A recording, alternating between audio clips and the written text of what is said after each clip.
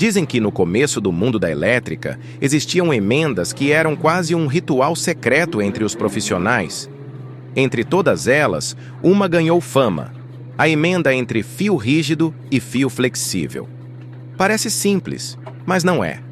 Imagine só: de um lado, um fio duro como um soldado em posição de sentido; do outro, um fio maleável que se dobra para qualquer lado. Juntar os dois? Missão quase impossível. Muitos tentaram, poucos conseguiram, e dessa dificuldade nasceu uma técnica quase lendária.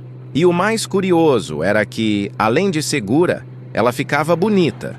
Havia uma espécie de orgulho em olhar para aquela junção bem feita, quase como uma assinatura de mestre.